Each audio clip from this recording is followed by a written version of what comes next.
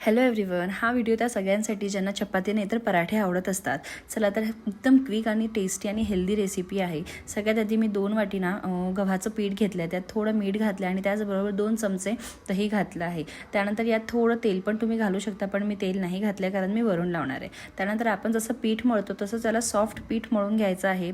आपण जसं पीठ मळतो ना त्यापेक्षा थोडं जास्ती सॉफ्ट मळा याला. त्यानंतर यावर थोडं तेल घालायचं आणि त्यानंतर याला 15 ते 20 मिनिटं रेस्टसाठी ठेवायचं, कारण रेस्ट केल्यानंतर ना पीठ आणखी थोडा फुलतो. त्यानंतर आपण जशी चपाती करतो ना तशी लाटून घ्यायची. पॉसिबल होईल तेवढं जास्ती पातळ तुम्ही याला लाटून घ्या, कारण आपल्याला याचे लेयर्ससुद्धा बनवून घ्यायचे आहे.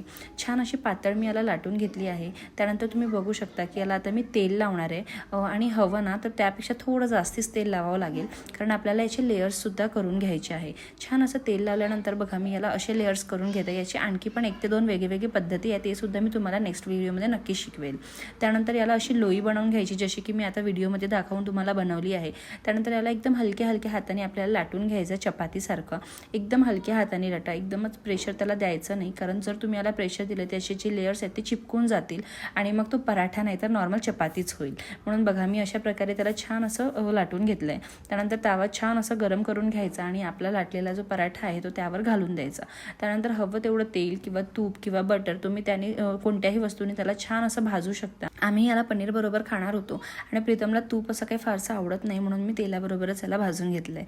तुम्हाला ही रेसिपी कशी वाटली नक्की कमेंट करून सांगा. चला भेटूया, बाय.